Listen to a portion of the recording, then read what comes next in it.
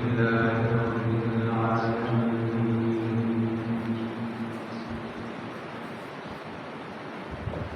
والصلاة والسلام على سيدنا ومولانا محمد خاتم الأنبياء والمرسلين،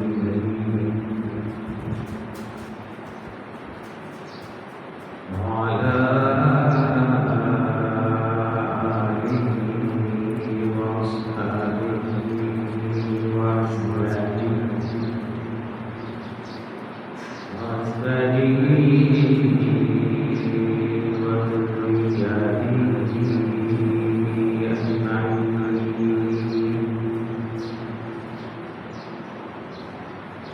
أما بعد، فأعوذ بالله من الشيطان الرجيم.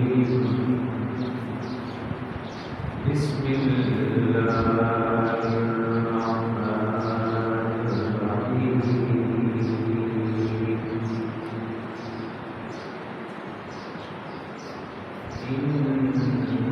إن الذين كفروا ينفقون أموالهم ليصدوا عن سبيل الله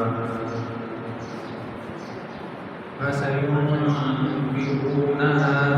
ثم تكون عليهم حسرة ثم يغلبون، والذين كفروا إلى جهنم يحشرون. وعن أبي درداء رضي الله عنه قال: سمعت رسول الله صلى الله عليه وسلم يقول: الشهيد يشفع في 70 من أهل بيته.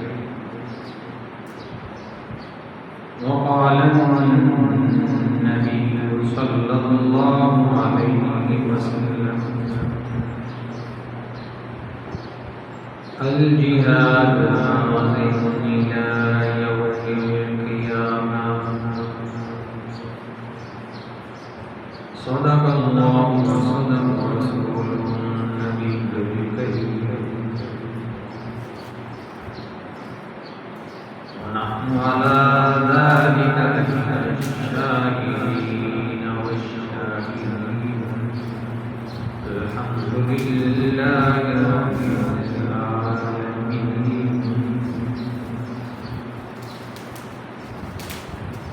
اللهم صل على محمد وعلى آل محمد كما صليت على إبراهيم وعلى آل إبراهيم إنك حميد مجيد.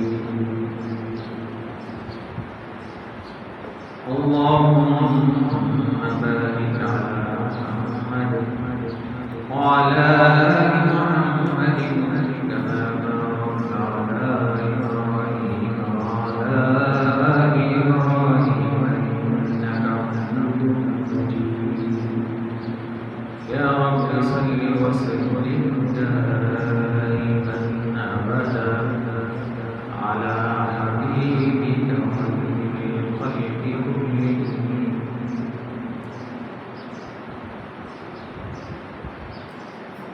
میرے بھائیو کرام، حضرات گرامی، سامعین قدر،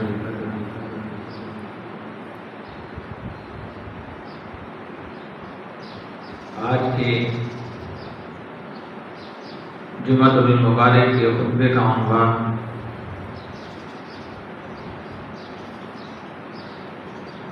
نبی کریم صلی اللہ علیہ وسلم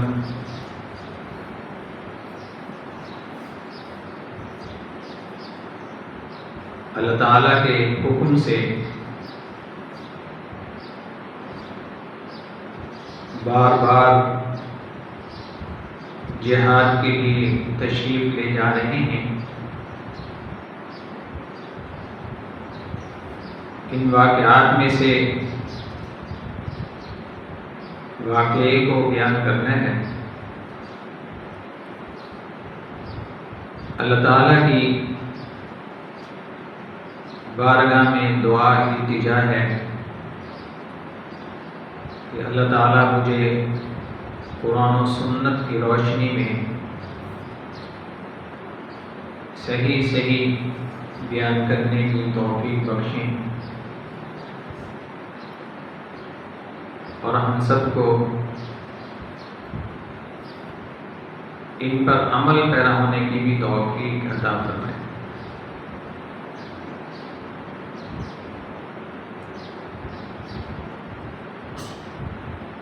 پچھلا مہینہ ماہ رمضان المبارک کا مہینہ تھا، جس مہینے کی اپنی فضیلتیں، اپنی برکتیں، اپنی رحمتیں اور ماہ رمضان المبارک الگ ہی شان رکھتا ہے۔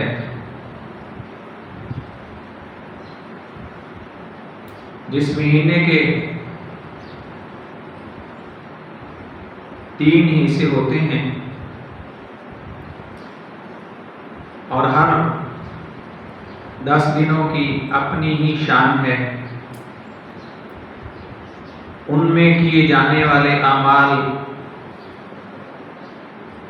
بہت ہی زیادہ فضیلت رکھتے ہیں،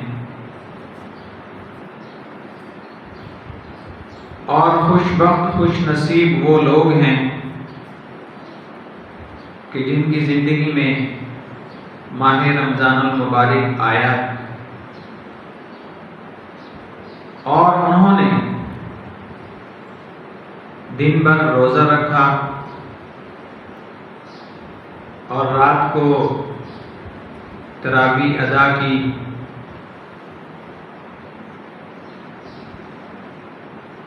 اور درمیان میں فرض نمازوں کو، دیگر عبادات کو پابندی سے، پوری کوشش سے ادا کرتے رہے، اور اللہ تعالیٰ کی بارگاہ میں ان اعمال کو قبولیت کی امید سے اللہ تعالیٰ کی بارگاہ میں دعائیں کرتے رہے۔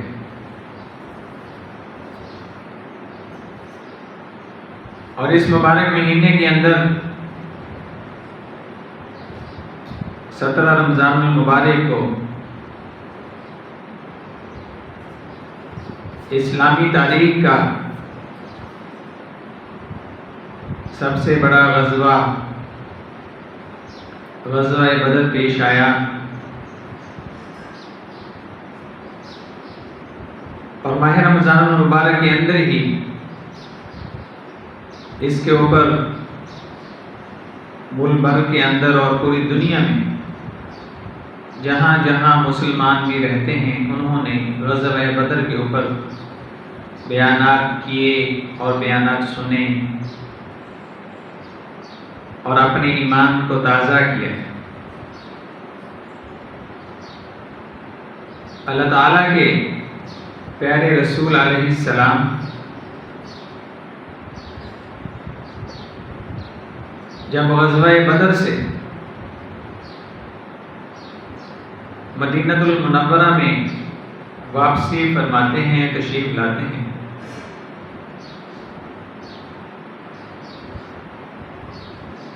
تشریف لانے کے بعد رمضان المبارک کا مہینہ گزرا، عید الفطر ادا فرمائی، اب شوال کا مہینہ شروع ہو چکا ہے۔ غزوہ بدر اور ماہ شوال کے اندر بہت سارے واقعات ایسے گزرے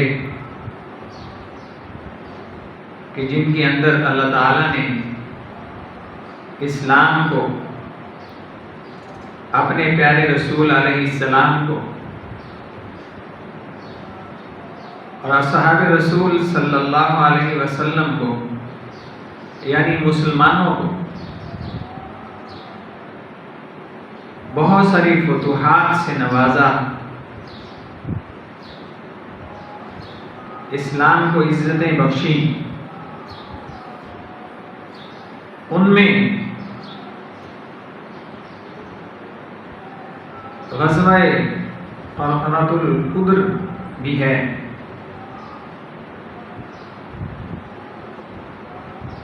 غزوہ بدر سے واپسی فرمائی رسول کریم صلی اللہ علیہ وسلم نے۔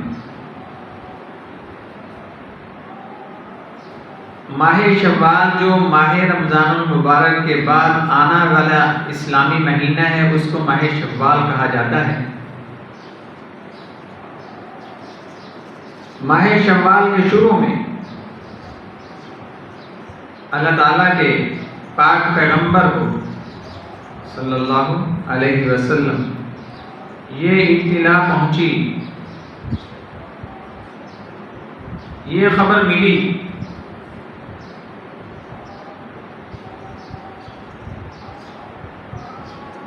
کہ بنو سلیم اور غطفان کے اجتماع ہو رہے ہیں، اکٹھ ہو رہا ہے، مسلمانوں کے مقابلے کی تیاری کر رہے ہیں۔ جب یہ اطلاع پہنچی تو اللہ کے رسول علیہ السلام نے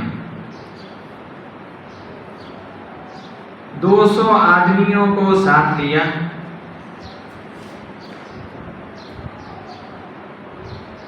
اور ساتھ لے کر کے بنو سلیم اور غطفان کی طرف خروج فرمایا۔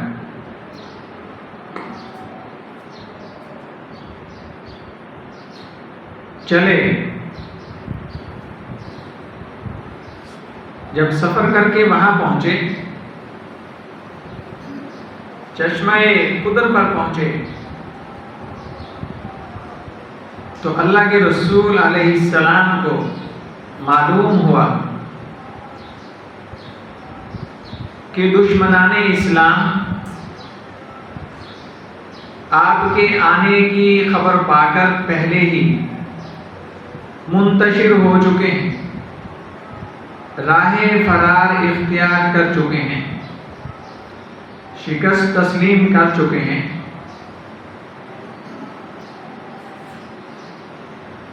فرار ہو چکے ہیں۔ نبی کریم صلی اللہ علیہ وسلم کو معلوم ہوا چشمہ قدر پر۔ آپ صلی اللہ علیہ وسلم نے وہاں 3 روز قیام فرمایا، 3 دن اور 3 راتیں وہاں ٹھہرے، بغیر کسی جدل کے، جنگ کے، قتل و قتال کے رسول پاک علیہ السلام واپس تشریف۔ اور سیرت الرسول صلی اللہ علیہ وسلم کے جو سیرت نگار ہیں، انہوں نے یہ بھی لکھا ہے کہ بعض روایات میں یہ بھی آیا ہے کہ نبی کریم صلی اللہ علیہ وسلم وہاں پہنچتے ہیں، وہاں پہنچ کے آپ صلی اللہ علیہ وسلم نے، آپ صلی اللہ علیہ وسلم کو اللہ تعالیٰ نے مال غنیمت میں 500 اونٹ عطا فرمائے،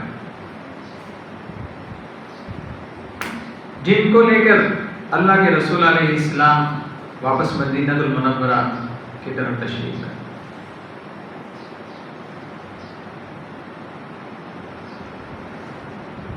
ماہ رمضان المبارک گزرا اور اس مبارک مہینہ میں جبکہ مسلمانوں نے روزہ بھی رکھا ہوا ہے، فرائض کو بھی ادا کر رہے ہیں، اب تیسرا فرض جو ساتھ لگا وہ اللہ کے راستے میں قتال فی سبیل اللہ ہے، اللہ کے راستے میں کافروں سے جہاد کرنا ہے، یہ بھی سر پہ آ گیا۔ چنانچہ ماہ رمضان المبارک میں عظیم ماہ کا جس کو تاریخ اسلام کے اندر غزوہ بدر کہا جاتا ہے، جو خود بھی بہت شان و شوکت رکھتا ہے، اور اس کے اندر اللہ کے رسول صلی اللہ علیہ وسلم کے جس صحابی نے شرکت کی، اللہ اور اللہ کے رسول کے ہاں ان کا بھی مقام و مرتبہ بہت بلند ہے۔ ان اصحاب کو رضوان اللہ علیہم کو بدریین کہا جاتا ہے، بدری صحابہ کیوں کہا جاتا ہے؟ تاکہ ان کی شان و شوکت اور نمایاں۔ چنانچہ بدریین کی جب تک وہ دنیا میں زندہ رہے، ان کی دوسرے صحابہ رضوان اللہ علیہم بہت عزت کیا کرتے تھے کہ یہ بدری صحابہ ہیں۔ رمضان المبارک کا مہینہ گزرا، ماہ شوال شروع ہو چکا ہے،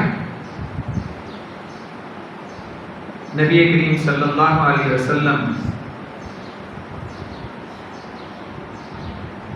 غزوہ طرقات القدر سے واپس تشریف لاتے ہیں۔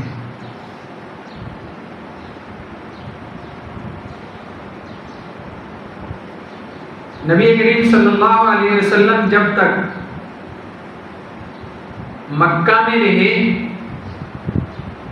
تو سامنے جو دشمنان اسلام تھے ان میں کافر تھے، مشرکین تھے، بتوں کی پوجا کرنے والے تھے، لیکن جب اللہ کے رسول مکہ سے وادی یثرب میں آئے، مدینۃ الرسول صلی اللہ علیہ وسلم میں تشریف لائے، مدینۃ المنورہ میں تشریف لائے، مدینۃ النبی صلی اللہ علیہ وسلم میں تشریف لائے، اب آپ کے سامنے دشمنان اسلام میں اہل کتاب بھی شامل ہو، ان میں زیادہ یہودی تھے، جن کی تاریخ یہ ہے کہ قرآن پاک نے ان کو جگہ جگہ لعنتی قوم فرمایا ہے، جس طرح قرآن کریم کی پہلی سورت اہدنا الصراط المستقیم صراط الذین انعمت علیہم غیر المغضوب علیہم ولا الضالین، کیا ترجمہ ہے؟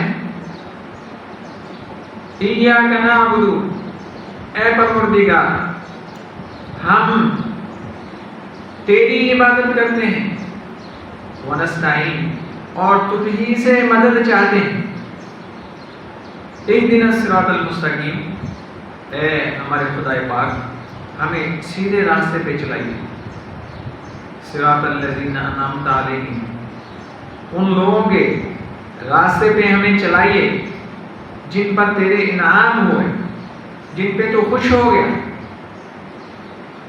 یہ کون لوگ ہیں؟ اولئک الذین انعم اللہ علیہم من النبیین، یہ لوگ ہیں جو اللہ کے نبی ہیں، والصدیقین، اور صدیقین ہیں جنہوں نے اللہ کے نبیوں کو سچا جانا، سچ کی تصدیق کی، سچ کو پھیلایا، والشہداء، اور اللہ کے راستے میں جہاد کیا، اپنی جانوں کی قربانیاں پیش کی، الہ کلمت اللہ کی بلندی کے لیے، اپنے بچوں کو یتیم کروا دیا، بیویوں کو بیوہ کروا دیا، اپنے بدن کے کئی ٹکڑے کروا لیے، ان کو شہداء کہا جاتا ہے۔ والصالحین، اور اللہ کے نیک بندے، اللہ کے ولی جو اپنی زندگیوں میں اللہ کی عبادات کو بجا لاتے رہتے ہیں، اللہ کے علاوہ دوسرے راستوں کی طرف نہیں جاتے، تو ان کو صلحاء کہا جاتا ہے، اللہ کے ولی کہا جاتا ہے۔ تو فرمایا صراط الذین انعمت علیہم، اے ہمارے پروردگار ہمیں اس راستے پہ چلائیے جس راستے پہ تو نے اپنے بندوں کے اوپر انعامات کی، غیر المغضوب، ہمیں اس راستے پہ نہ چلائیے کہ جن راستوں پہ چلے جو لوگ چلے تیرے نافرمان ہوئے، تیری لعنتیں ان پہ نازل ہوں، ولا الضالین، اور ان لوگوں کے راستے پہ نہ نہیں چلائیے جو گمراہ ہو گئے۔ المغضوب سے کون مراد ہے؟ یہودی مراد ہے، ان پہ اللہ کی لعنتیں برس رہی ہیں۔ ولا الضالین سے کون مراد ہے؟ عیسائی مراد ہیں، جنہوں نے ایک معبود کے ساتھ اور معبود بھی لگا دی، کبھی کہتے ہیں تین ہیں، کبھی کیا کہتے ہیں، جبکہ جتنی بھی آسمانی کتابیں نازل ہوئیں ان میں یہ بات حق سچ لکھا ہوا ہے کہ ایک اللہ ہی کی عبادت کریں، اس کے علاوہ کسی کی عبادت نہیں کریں۔ جتنی بھی آسمانی کتابیں ہیں ان میں یہ بات آج بھی لکھی ہوئی ہے۔ اگر کوئی آسمانی کتاب کا دعوے دار ہے، پیروکار ہے، اپنے آپ کو تورات، انجیل مقدس یا زبور کا پیروکار کہتا ہے اور پھر اللہ کے علاوہ کی بھی پوجا پاٹ کرتا ہے، تو وہ سرے سے جھوٹا ہے۔ کیوں؟ اس لیے کہ جتنی بھی آسمانی کتابیں نازل ہوئیں اتری، ان میں اعلان توحید ہی ہے کہ اللہ ہی کی عبادت کرنی ہے، اس کے علاوہ کسی کی عبادت نہیں کرنی۔ اللہ کے نبی مدینہ المنورہ پہنچے، اہل کتاب وہاں موجود ہیں، ان کو یہ پتہ ہے کہ یہ اللہ کے سچے رسول ہیں، اللہ کے سچے نبی ہیں، ان کے اوپر جو کتاب اتری یہ بھی حق ہے، سچ ہے، ان کو ماننے والے یہ جماعت بھی حق ہے، سچ ہے۔ ان میں سے بعض نے اللہ کے نبی علیہ السلام کی عظیم دعوت لا الہ الا اللہ کو قبول کیا، لیکن ان میں ایسے بھی تھے کہ جو ضد میں آ گئے، بغض میں آ گئے، کینے میں آ گئے، حسد میں آ گئے، جھوٹ کے پیچھے چل پڑے۔ انہوں نے اللہ کی دعوت کو اور اللہ کے رسول کی دعوت، کون سی دعوت؟ لا الہ الا اللہ محمد الرسول اللہ والی دعوت کو دل و جان سے تسلیم نہیں کی۔ ایک یہودی ہے جس کا نام ابی افق ہے، ابی افق یہودی، اس کا یہ نام ہے۔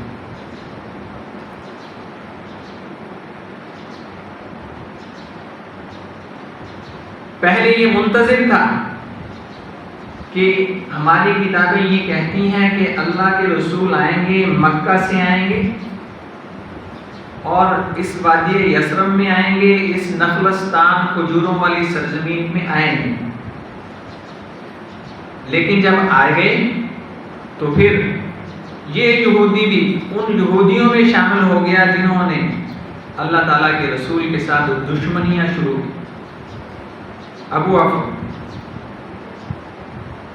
عمر کتنی ہے؟ 120 سال، بوڑھا شخص ہے، شاعری کرتا ہے، شاعر۔ نبی کریم صلی اللہ علیہ وسلم کی بات کو، لا الہ الا اللہ محمد الرسول اللہ کو تسلیم بھی نہیں کیا، اور اپنی شاعری میں اللہ کے رسول علیہ السلام کی گستاخی کرتا ہے، حجب کرتا ہے۔ اپنی شاعری کے اندر ہر وہ شعر لے کے آتا ہے جس میں اسلام کی، مسلمانوں کی، نبی کریم صلی اللہ علیہ وسلم کی شان مبارک میں گستاخی ہوتی ہو۔ نعوذ باللہ۔ اسی پہ بس نہیں ہے، بلکہ اپنی شاعری کے ذریعے، اپنی باتوں کے ذریعے، اپنے رویوں کے ذریعے لوگوں کو برانگیختہ کرتا ہے، تیاری کرواتا ہے کہ حملہ کیوں نہیں کرتے، اللہ کے رسول پہ، محمد پہ حملہ کیوں نہیں کرتے، نعوذ باللہ۔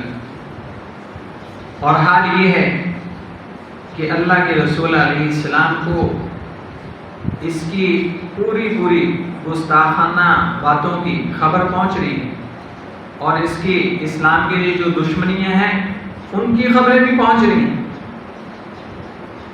غزوہ بدر ہو چکا ہے، اللہ تعالیٰ نے مسلمانوں کو عظیم فتح نصیب فرما دی ہے، ماہ رمضان المبارک گزر چکا ہے، ماہ شوال جس مہینے میں ہم بیٹھے ہیں یہ شروع ہو چکا ہے۔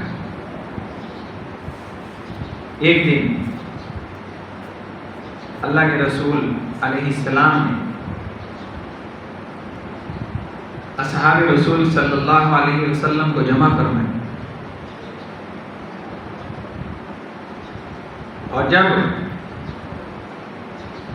اس لعنتی یہودی ابی افق یہودی نبی کریم صلی اللہ علیہ وسلم سے دشمنی عداوت حد سے بڑھ گئی، تو اللہ کے رسول علیہ السلام نے اصحاب رسول صلی اللہ علیہ وسلم کو جمع فرمایا،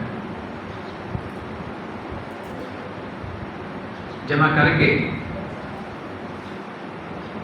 نبی کریم صلی اللہ علیہ وسلم نے فرمایا، من لی بہذا الخبیث، من لی بہذا الخبیث، کون ہے جو میرے لیے یعنی میری عزت و تقدس کے لیے اس خبیث کا کام تمام کرے۔ یہ جو خبیث، یہ میرے الفاظ نہیں ہیں، یہ حدیث پاک کے الفاظ ہیں، کوئی آدمی یہ نہ سمجھے کہ میں خبیث کہہ رہا ہوں۔ اللہ کے نبی صلی اللہ علیہ وسلم ان کی زبان مبارک سے فرمایا جا رہا ہے من لی بہذا الخبیث۔ تو یہاں سے یہ بات ثابت ہوتی ہے کہ اللہ اور اللہ کے رسول اور اسلام کے جتنے بھی دشمنان ہیں ان کے لیے مقابلہ میں جو ہتھیار بھی ہو، جو سخت سے سخت زبان استعمال کی جا سکتی ہو وہ کی جانی چاہیے۔ فرمایا کون ہے جو میرے لیے یعنی میری عزت و تقدس کے لیے اس خبیث کو قتل کرے۔ اصحاب رسول بارگاہ رسالت معاب میں صلی اللہ علیہ وسلم بیٹھے ہیں، حاضری دی ہوئی ہے۔ ایک صحابی رسول سالم بن عمیر سب کہہ لیجیے رضی اللہ عنہ عرض کرتے ہیں، یا رسول اللہ صلی اللہ علیہ وسلم، میں نے تو پہلے ہی یہ منت مانی ہوئی ہے کہ جب بھی مجھے موقع ملا میں اس لعنتی یہودی کو ضرور قتل کروں، میں اس انتظار میں ہوں کہ مجھے موقع ملے۔ کہنے والے کون ہیں؟ سالم بن عمیر رضی اللہ عنہ ہے کہ یا رسول اللہ میں نے تو اس کے قتل کی پہلے سے ہی منت مانی ہوئی ہے،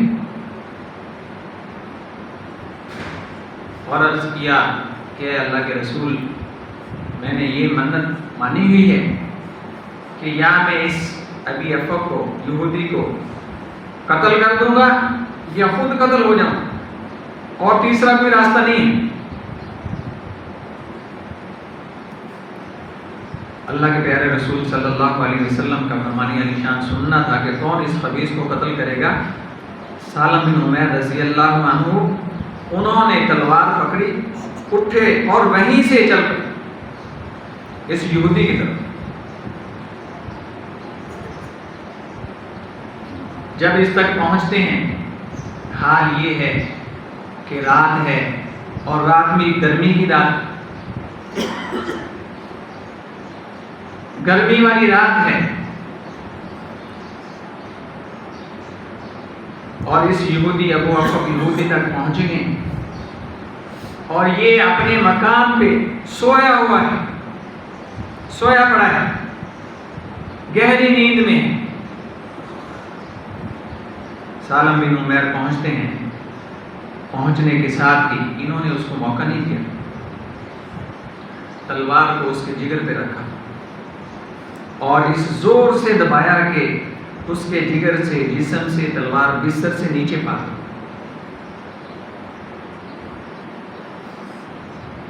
اور اس یہودی نے ایک زوردار چیخ ماری، اس کی چیخ سن کر کے لوگ بھاگے اس کے طرف، اور جب اس تک پہنچے تو اس کا کام تمام ہو چکا۔ اللہ کے رسول علیہ السلام کو اللہ تعالیٰ اس وجہ سے مبعوث نہیں فرماتے کہ کوئی ناپاک شخص اللہ کے رسولوں کی شان میں گستاخیاں کرے، اور اسی طرح اللہ تعالیٰ کی جو آسمانی کتابیں ہیں یہ اس وجہ سے نازل نہیں ہوئی ہیں کہ نعوذ باللہ کوئی ان کو سر عام جلا دے، اس وجہ سے یہ نازل نہیں ہوئی۔ جس طرح اللہ تعالیٰ نے قرآن پاک میں 28واں پارہ سورۃ المنافقون پہلے رکوع میں یہ ارشاد فرمایا ہے کہ دنیا کے اندر اللہ تعالیٰ نے عزت کا فیصلہ فرما دیا۔ کیا فرمایا؟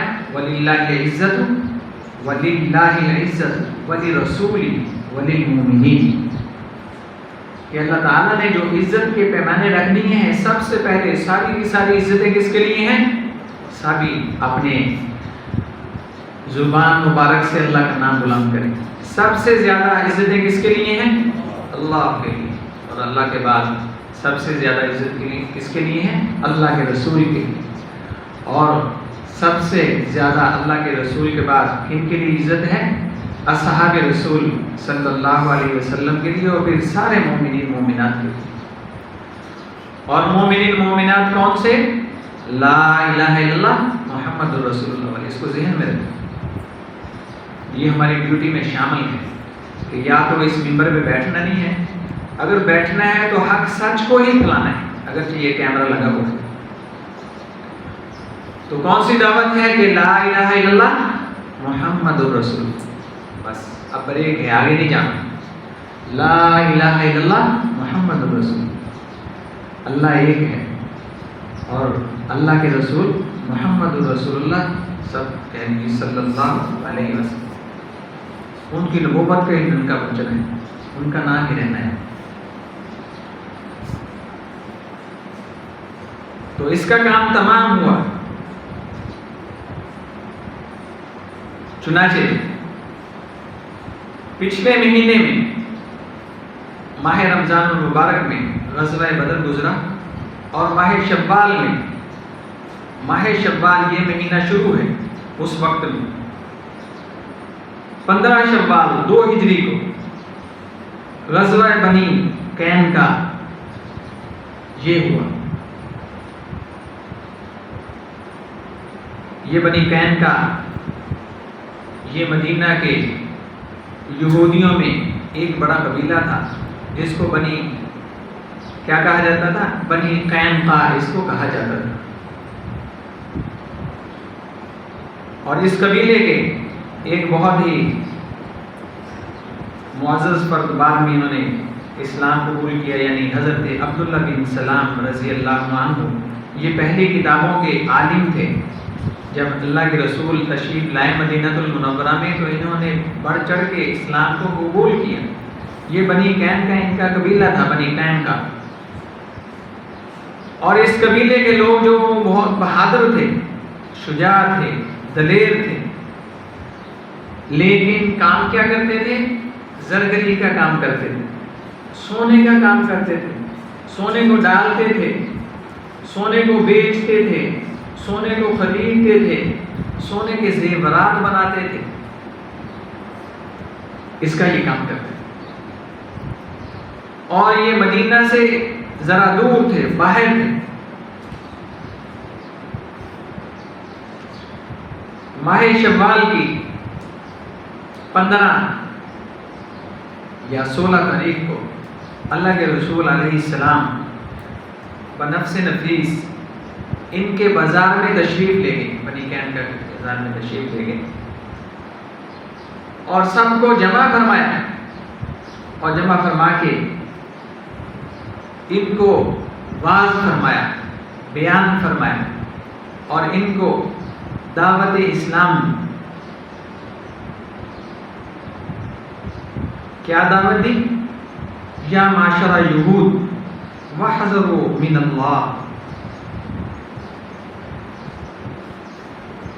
فرمایا کہ اے یہودی گروہ اللہ سے ڈرو۔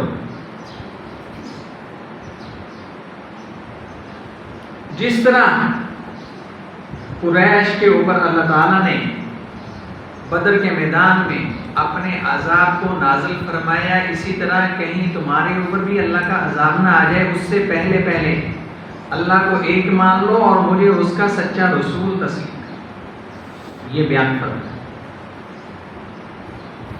فرمایا کہ وَأَسْلَمُوا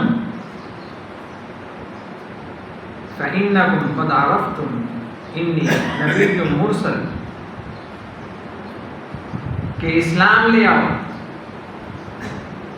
اور تم بال یقین، اور تمہیں یہ اچھی طرح پتہ ہے اور تم اس بات کو جانتے ہو، پہچانتے ہو کہ میں اللہ کا سچا رسول ہوں۔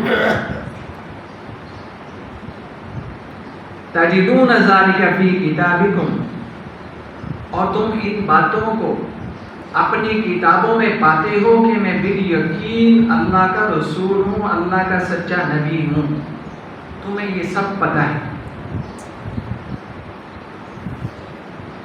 واحد اللہ الیکم، اور اللہ تعالیٰ نے تم سے اس کا عہد بھی لیا ہے۔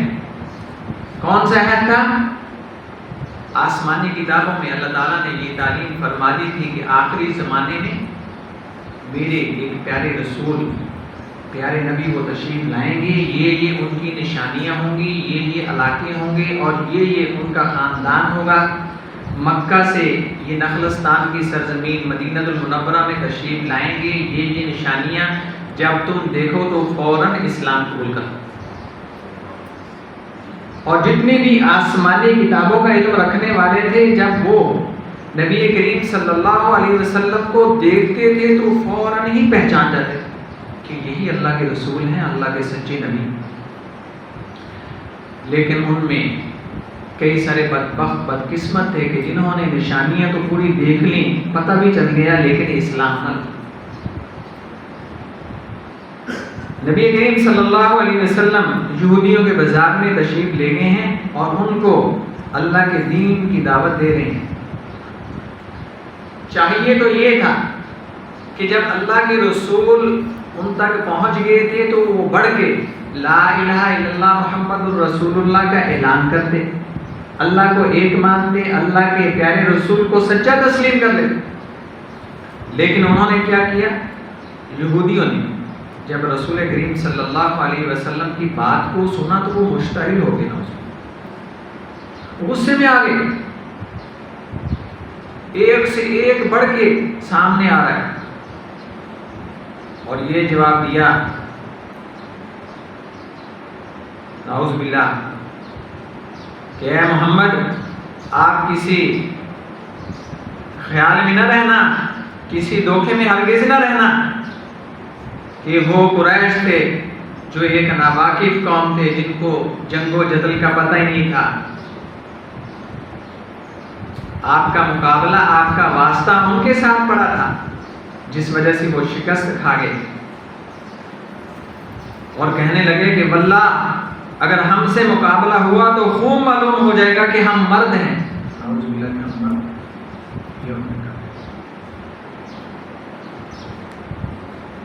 اللہ تعالیٰ نے اس پر یہ آیت مبارکہ نازل فرمائی، لَقَدْ كَانَ لَكُمْ آیَةٌ فِي فِئَتَيْنِ الْتَقَتَا فِئَةٌ تُقَاتِلُ فِي سَبِیلِ اللَّهِ، تحقیق تمہارے لیے نشانی ہے ان دو جماعتوں میں کہ ایک باہم ایک دوسرے سے لڑی، وَأُخْرَى كَافِرَةٌ يَرَوْنَهُمْ مِثْلَيْهِمْ رَأْيَ الْعَيْنِ،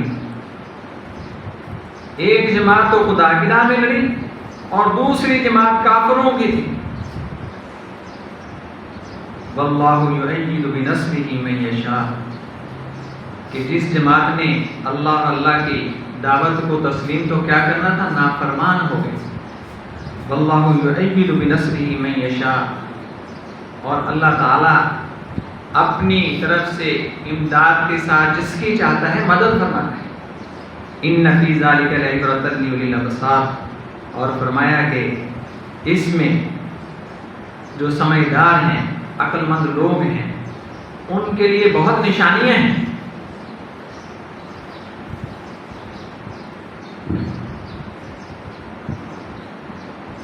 چنانچہ جب انہوں نے یہ جواب دیا تو اللہ کے رسول نے ایک موقع ایسا آیا کہ ان کے اوپر بھی اللہ کے رسول لشکر لے کر گئے اور یہ قلعہ میں بند ہو گئے. چنانچہ 15 شوال سے ذیقعدہ کے اگلا مہینہ جو ذیقعدہ ہے مسلمانوں کا، یہ 15 سے 16 دن بنتے ہیں. 16ویں دن انہوں نے قلعے کے دروازے کھول دیے اور پھر اللہ تعالیٰ کے رسول نے یہ حکم فرمایا کہ ان کی مشقیں کس دو، یعنی ان کو رسیوں سے باندھ لو. اور پھر ان کے بارے میں جو فیصلہ ہوا اللہ کے رسول نے وہ فیصلہ فرمایا قتال کا. کیوں؟ اس لیے کہ مسلمانوں کے پاس 3 چیزیں ہوتی ہیں اسلامی حکومت کے پاس. یا انہوں نے مسلمانوں کو، یا مسلمانوں نے اللہ کے اور اللہ کے رسول کے جو اسلامی لشکر ہیں انہوں نے کافروں کے سامنے 3 باتیں کرنی. یا لا الہ الا اللہ محمد رسول اللہ پڑھ لو، یا جنگ کرو، یا جزیہ دو. 3 باتیں ہوں گی، چوتھی بات نہیں ہوگی. چونکہ یہ ماہ شوال ہے، رمضان المبارک کا مہینہ گزر چکا ہے، اس میں غزوہ بدر ہوا تھا اور یہ مسلمانوں کا مہینہ شوال اس کا نام ہے.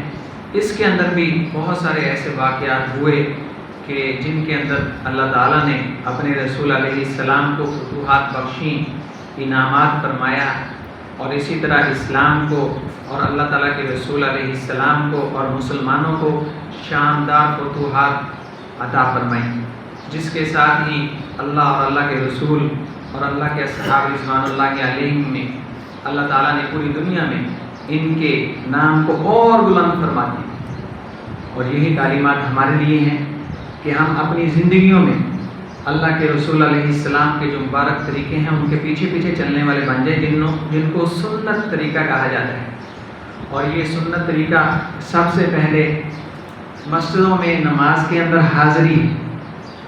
کیوں؟ اس لیے کہ قیامت والے دن جب حساب کتاب کا ترازو ہوگا تو اس کے اندر سب سے پہلا جو سوال مسلمان سے ہوگا وہ فرض نماز کے متعلق ہوگا. تو علماء کرام فرماتے ہیں کہ جو سنت والے راستے ہیں ان کا پرچار کرتے رہنا چاہیے.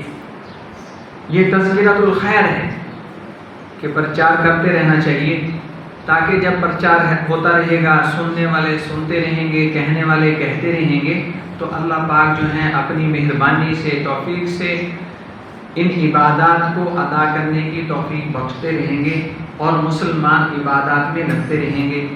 جو کہا سنا ہے اس کو اللہ تعالیٰ اپنی بارگاہ میں قبول فرمائے. وآخر دعوانا الحمدللہ رب العالمین.